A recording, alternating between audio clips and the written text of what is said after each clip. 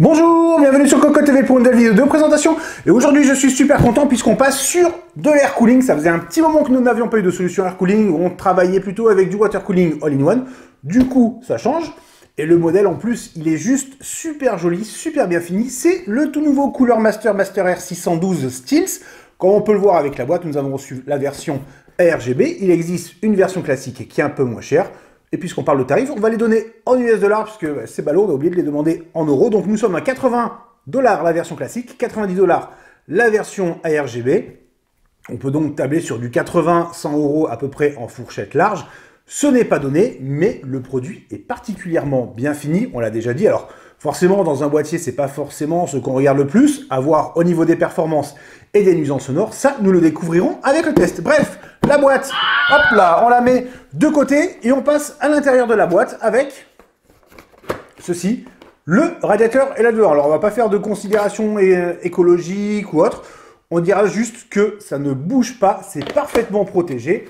Avec du carton, on fait aussi bien, mais là, c'est impeccable. On met de côté également pour s'attarder sur le produit. Et le voici avec un top finition aluminium brossé, d'où le Steels. Alors, le brossage est particulièrement léger, mais c'est beau, c'est bien réalisé. Il n'y a rien à redire. Dessous, entre ce top et la première ailette supérieure, on peut voir tout doucement les caloducs qui sont au nombre de 6 en U avec une base excentrée. Alors, ça se voit, hein, il n'y a rien à cacher. Du coup, on va avoir la première mémoire qui sera disponible. C'est toujours une bonne chose. La hauteur de l'ensemble, y compris avec les ventilateurs, puisque le top dépasse légèrement des ventilateurs, est de 158 mm seulement. Donc, ça rentre dans de très nombreux boîtiers, y compris sur de l'entrée de gamme. Dessous, nous retrouvons une base finition, on va dire classique. Ce n'est pas du direct touch. C'est propre, ce n'est pas une finition miroir, mais l'intégration des caloducs est particulièrement propre. Les ventilateurs, ils sont au nombre de 2, d'où le tarif. Ce sont des Cycle Flow 120 mm qui tournent de 600 à 1800 tours par minute pour un débit d'air de 62 CFM et une pression statique de 2,5 mm d'eau. Donc sur le papier, c'est plutôt intéressant. Et comme on peut le constater, nous avons un modèle. Alors, c'est celui-ci qui est en reverse, en expulsion. Le cadre et à l'intérieur, les pales sont inversées. La finition est propre. Le système de fixation, c'est souvent le cas chez Cooler Master. C'est tout simplement un clip en plastique qui est légèrement souple avec des petits pads en caoutchouc. Et franchement, c'est super simple à mettre en place. On prend le radiateur, hop, on clip, on verrouille sur le côté et c'est tout. Pour enlever, c'est la même chose. En revanche, petit bémol façon parler, Cooler Master a voulu mettre des câbles courts. On le voit, les ventilateurs sont ici reliés. Alors on va débrancher en essayant de rien casser. Voilà. Donc ici, nous avons... Hop là, pardon. Un ventilateur. Nous avons le connecteur 4 broches PWM, tout à fait classique, il n'y a rien à redire.